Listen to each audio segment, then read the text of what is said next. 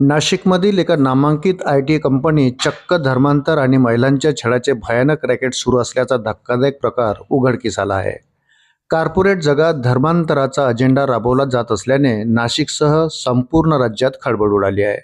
या प्रकरणाची मुख्य सूत्रधार निदा खान गेल्या 20 दिवसापासून फरार असून पोलीस तिच्या मागावर आहेत.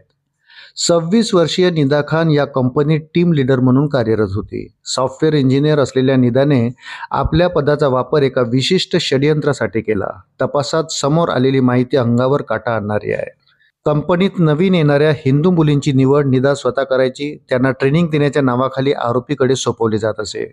कामाच्या दबावाचा वापर करून तरुणीचे मानसिक खच्चीकरण केले जाई. त्यानंतर त्यांना धर्मांतरासाठी प्रवृत्त केले जाईल. हे संपूर्ण रॅकेट एका गुप्त व्हॉट्सअप ग्रुपद्वारे चालवले जात होते. यामध्ये 6 पुरुष आणि 2 महिला आरोपींचा समावेश आहे. निदा खान ही केवळ एक कर्मचारी नसून या प्रकरणाची ऑपरेशन हेड होती. कंपनीची HR अश्विनी चैनानी हिच्या अटकेनंतर निदाचा खरा चेहरा समोर आला. आरोपींना आर्थिक रसद पुरवण्यापासून ते मुलींना प्रेमाच्या जाळ्यात अडकविण्यापर्यंतची सर्व सूत्रे निदाच्या हातात होती.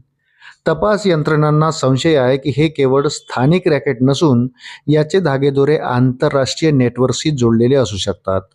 निदा खानला पकडण्यासाठी नाशिक पोलिसांची 3 पथके रवाना झाली असून तिच्या अटकेनंतर अनेक बड्या नावांचा उलगडा होण्याची शक्यता आहे. अशाच नवनवीन अपडेटसाठी व्हिडिओला लाईक आणि चॅनलला सबस्क्राईब जरूर करा. धन्यवाद.